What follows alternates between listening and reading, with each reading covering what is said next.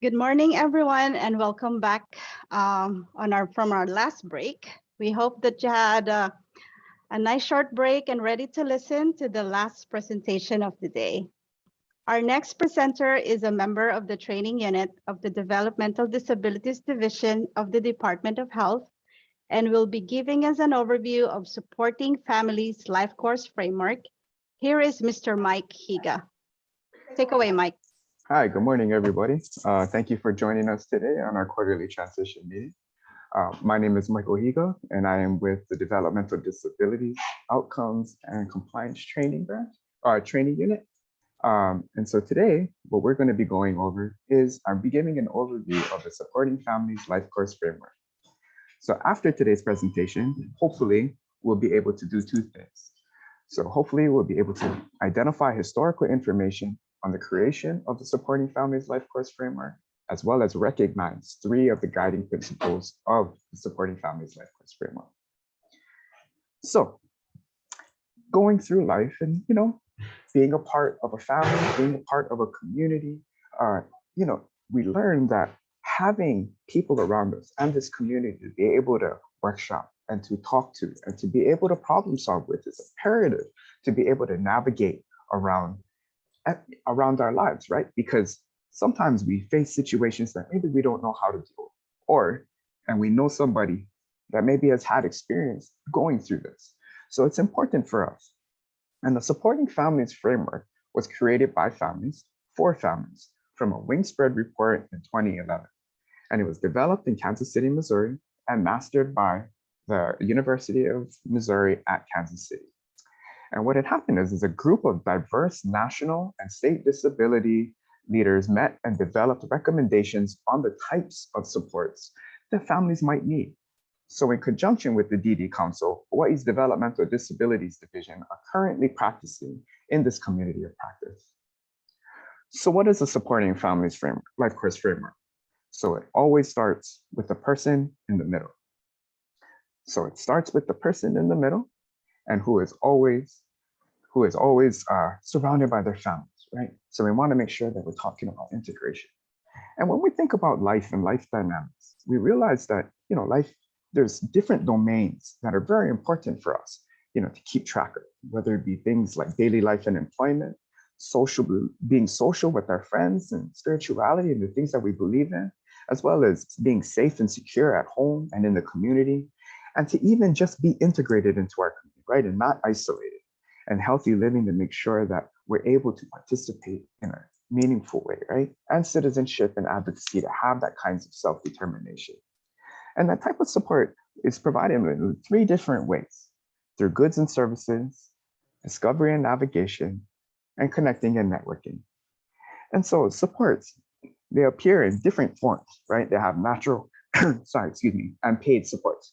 And we want to make sure that these different kinds of supports are tracked, and they make sure that they help us move in an upward trajectory throughout our lives. So, this framework is based off of 8 guiding principles, but due to time, we will be only going over 3. I will be covering how the Supporting Families LifeCourse framework supports all people, the life stages and trajectory, and an integrated delivery of supports. So a recurring question that's going to appear throughout this presentation is, what is a good life? What does a good life look like, right? And my version of a good life might be very different than what you guys might feel, right? Maybe the things that I find to be important or the kinds of goals that I have might differ from yours. But the question also becomes, who deserves a good life? Who can have a good life? Everyone, right? We want to make sure that everyone can have a good life. So did you know that in 2015, 4.9 million Americans had a developmental disability? And of those 4.9 million Americans, only 25% were eligible for services. The other 75% were not known to the system, either because they didn't know about the services, they were not eligible, or they didn't know about services, right? And so with the Supporting Families LifeCourse framework, what we want to do is we want to make sure that everyone is supported. And we want to make sure that everyone, whether you have a disability or not, has support, right? Because we want to make sure that we support the supporters also. So our next guiding principle is the life stages and trajectory. So everyone goes through different stages in life, right? Whether it be from birth to early childhood to adulthood to even aging, we experience transitions throughout our lives. And sometimes our trajectory, it can move in different ways, right? We want to make sure that our trajectory is moving in an upward manner, but sometimes things happen, right? And it causes our trajectory to go down. But what is a good life? And again, what would that good life look like, right? So what we want to do is hope for the best. And we want to have an upward trajectory towards the outcomes that we desire, whether it be having friendships, being a part of our family, having self-determination, living in the community, social capital, or economic sufficiency. These are examples of the kinds of outcomes that we want to work towards, right? And we want to make sure that our trajectory is moving in the appropriate way. But if we're being realistic, things happen. Things cause our trajectory to go down and head towards the vision, maybe of what I don't want. And another thing that this tool is very good for is it's good about tracking, right? We want to make sure that we track not only, maybe the things that we don't want, but we want to make sure that we look at the kinds of successes that we've had, right? And, most like everyone's lives, there's peaks and valleys.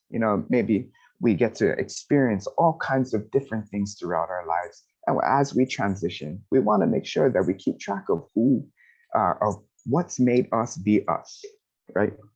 And we want to make sure that this is for everyone. It's not just for people. I'm going to keep reiterating this because I want to make sure that, the point comes through that this can be used for anyone. So lastly, what we have is we have our integrated support star. So the integrated support star is good to take a look at the different kinds of supports that we have that are available to us, right? Whether it be internal, like a personal strength and asset, whether it be external things, items like technology, whether it could be relationships that help us get through our lives, whether it be community resources that help us to attain and achieve the goals that we're looking to obtain, or it could even be eligibility specific services to help us and be and integrate and to be or have a fruitful life. So what is a good life? What does that look like, right? But what also can help me achieve what that is? Who can help me achieve what that is? So in what kind, no person, no individual is an island. And we make sure that we get through this lives and we have help and support. And it's good to figure out sometimes the kinds of help and support that we have available to us. So we have natural and paid support. But realistically, when we think about it, what a natural support could look like could be family and friends, while a paid support could be agencies and organizations.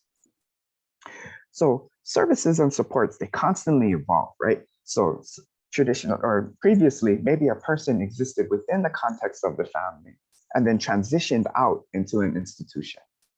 But with the supporting families LifeCourse framework, what we want to make sure is that there's integrated supports for everyone, which means that everyone gets to benefit, not just one person, right? It's the per individual, it's the family, and it's the community within the context of everything. So when we think about it, how many points to a star? We have 5 points and we have 5 points of support. So we're looking at personal strengths and assets, technology, relationship-based supports, community-based supports, and eligibility-specific supports. So when we think about it, who knows who best? You do, right? You know about the things that you've done. You know about the things that you're able to do and the kinds of skills that you possess.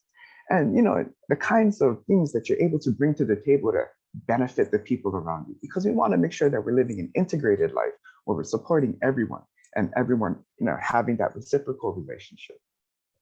And I found that this tool is also really good to kind of keep track because sometimes we don't necessarily think about the things that we're good at, and it's really easy to get caught up in things that maybe we're not so good at. So having this is a really good way to have an esteemable tool to help us realize that we're able to give so much. Next we have is technology.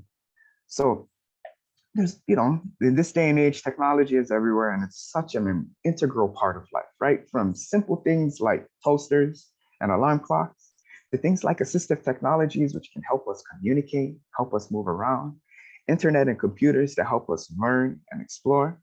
For example, we have a smartphone.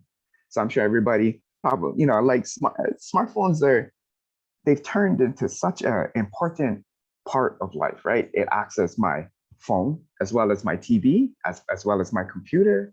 It's my calendar, it's my alarm clock, it's everything, right? It's everything that we have.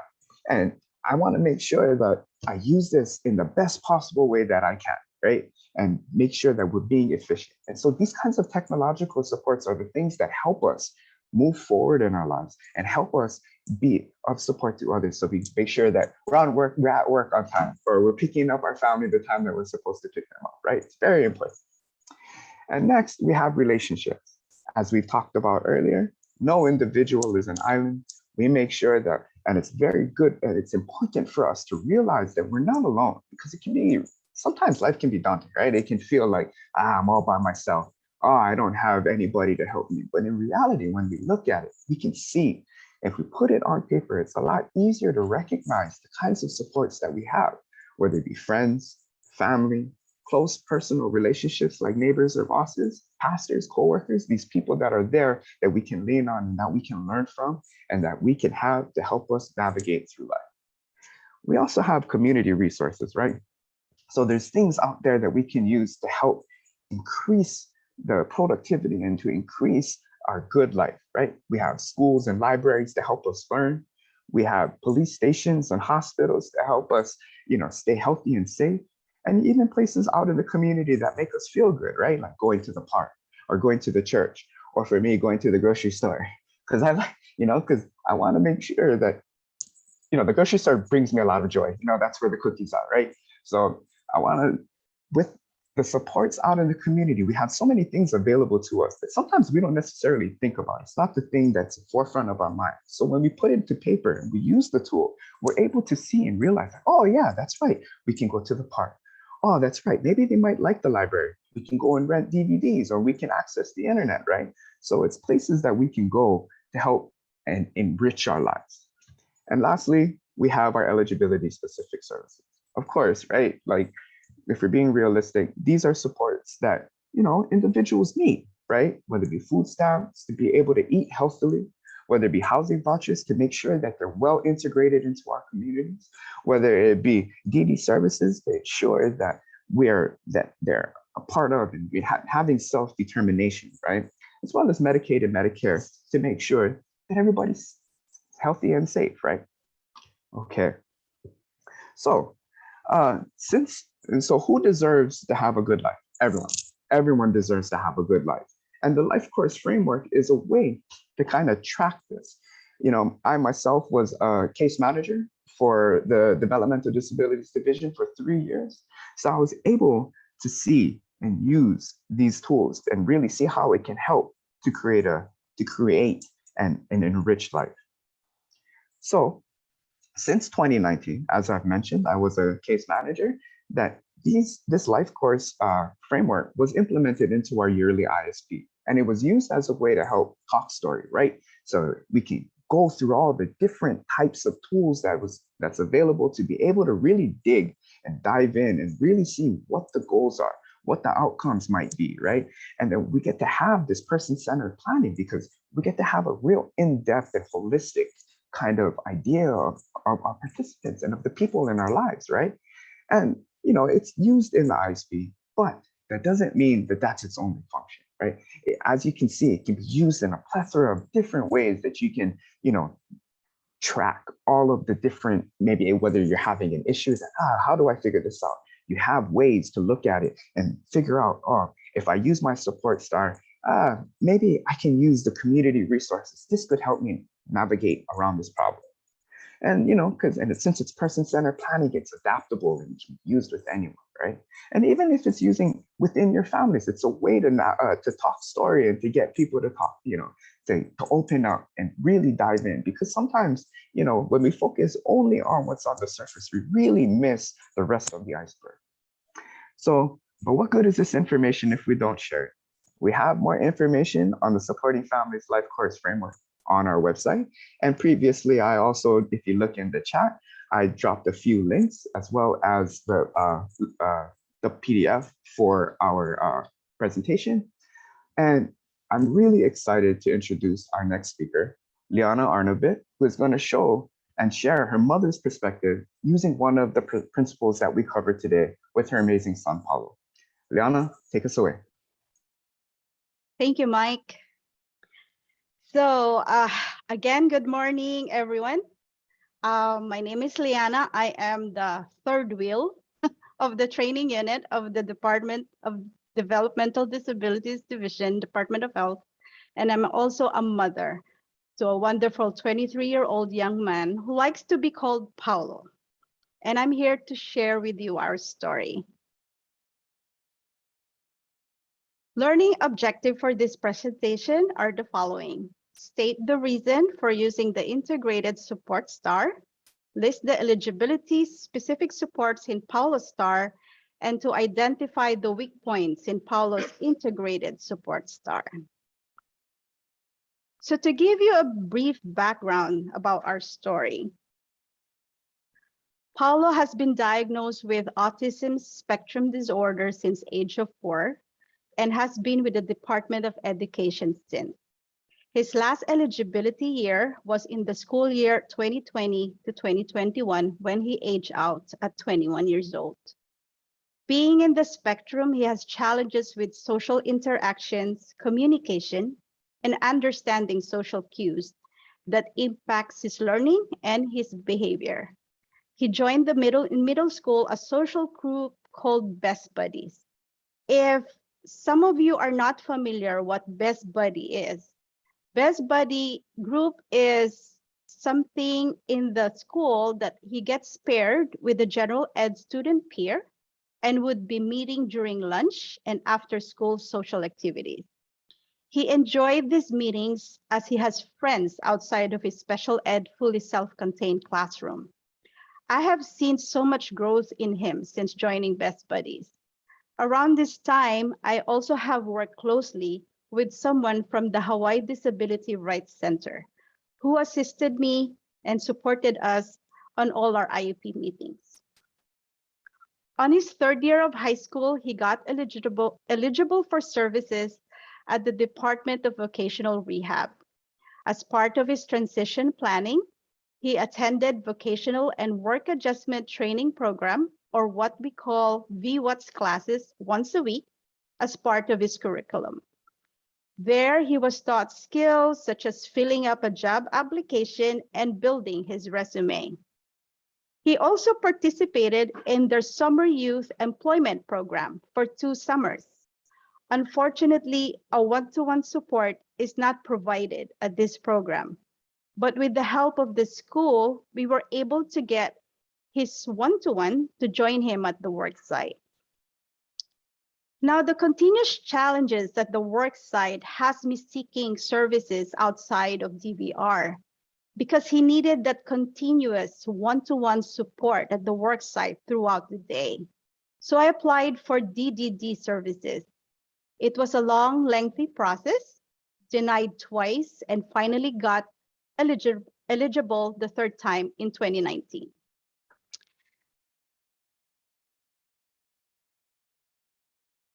The COVID-19 pandemic that caused the state to shut down in March of 2020 has been the biggest hurdle we've had on our journey, because at that time, in spite of him being eligible for services, he's unable to access any of it.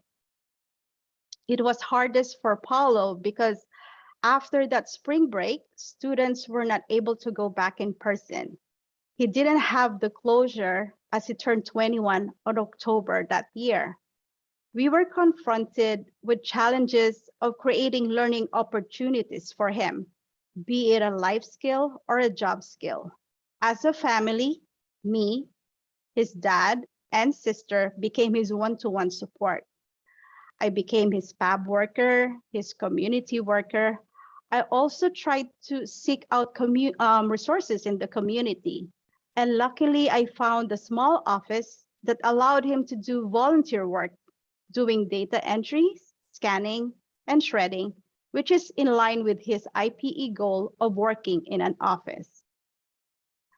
Around that time, I feel like for every single opportunity that we seek has only led to more opportunities for growth.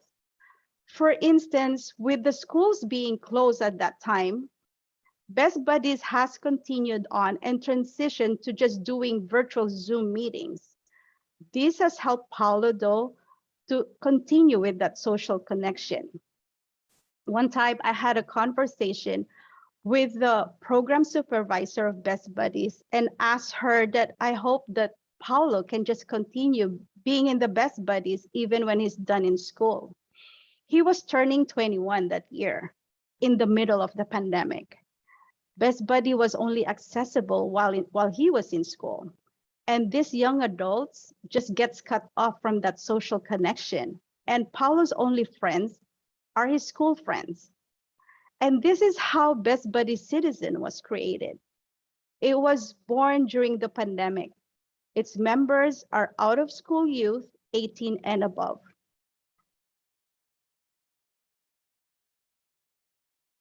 Paulo became one of its first members, obviously, promoting inclusion.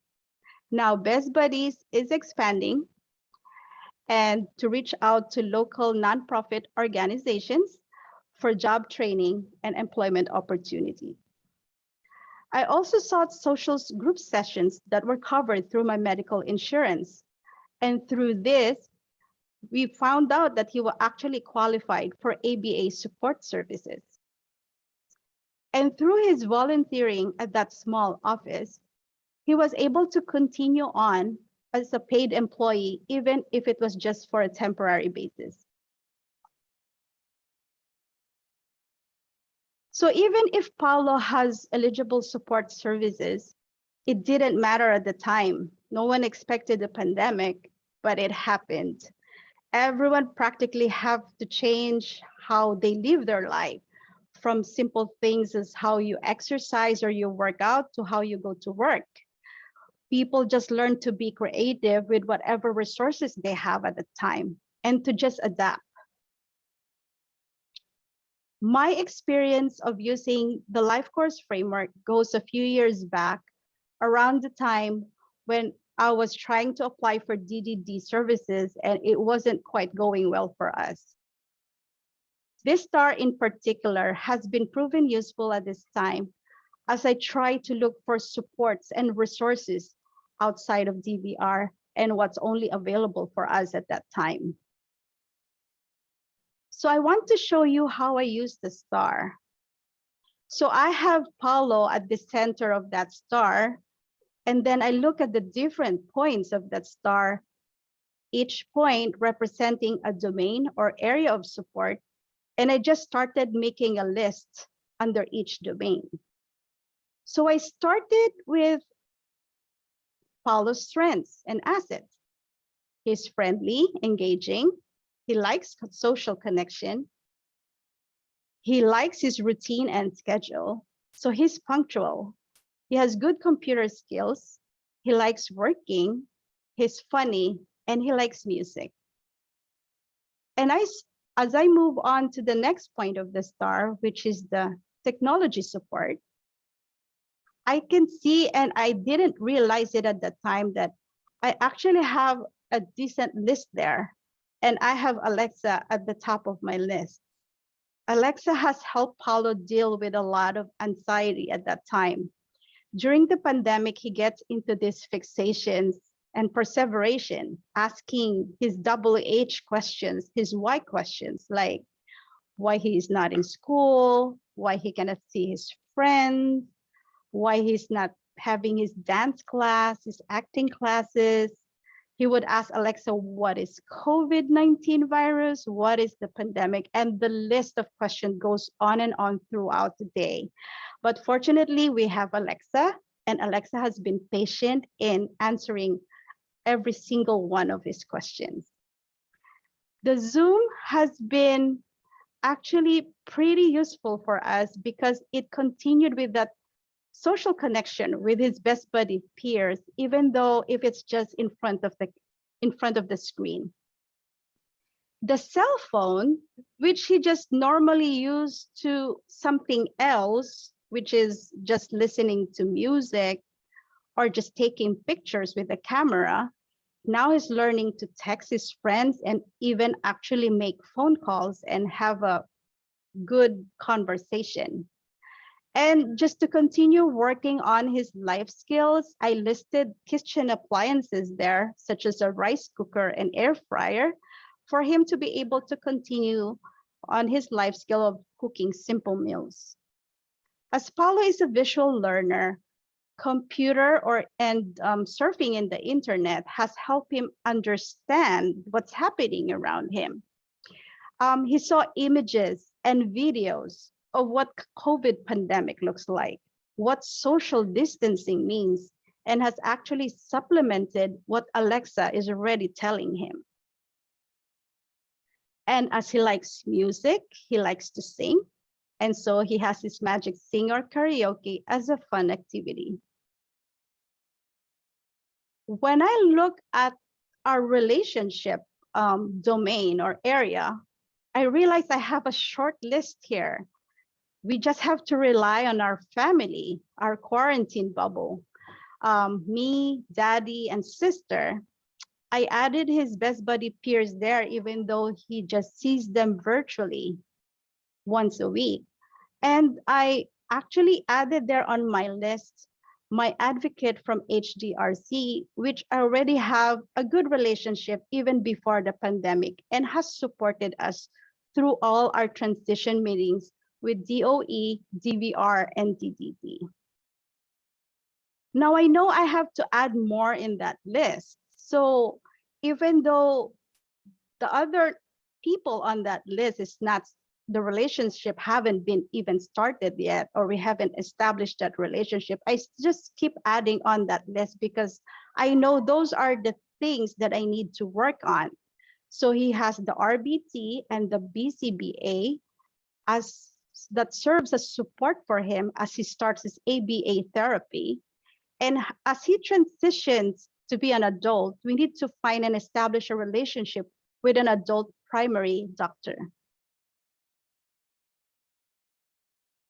So moving on to the community-based support is another short list. Again, because of the pandemic, there's really nothing much that I can add on the list, but I know this is the list that I need to work on. So again, I just keep adding on that list, even though these are things that we're not even going to be able to access at the time of pandemic. So for one, the only thing that we have on that list that was actually working for us around that time is the park and the beaches, so he can continue to be active and have fun outdoors. We continue working on his life skills. So we have Safeway there and Foot Locker as we shop for items and make cash or money transactions. The other on that list, the movie theaters and the video arcades are just the fun activities that he likes to do. And I know that we can go as the state starts to open up. And because he likes to work, we continue and are still looking for volunteer opportunities for him. So I have there the local public libraries and the church. And as for the eligibility support services, I know that I already have the SSI there, which HGRC has or actually helped me a lot in applying for that pre-pandemic. I know I have the DVR and the DDD, the medical insurance that covers for his ABA services. And just during the pandemic, I was able to apply for SNAP services for him. And just last year was able to open an ABLE savings account. So upon review of Paula's star, I already get a general picture of how our star looks like. And our star is uneven. And I can see where the weak points in our star. These 2 points are the areas that we need to work on adding more on our list. So we know that we have to expand on Paula's relationships and reach out to community. So hopefully these relationships could be in his future workplace.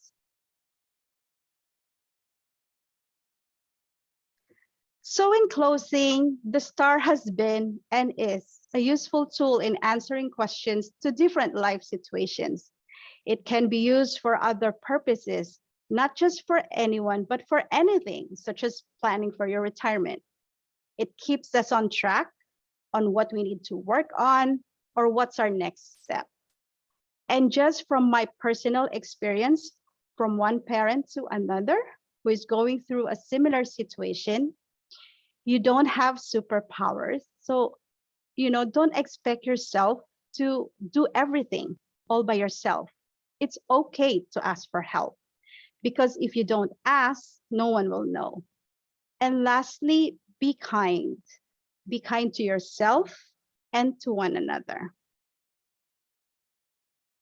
And if you need more information, you can visit our DDD website or contact us by email for more information on the supporting families life course framework. Thank you and advance happy Mother's Day to all the mothers out there.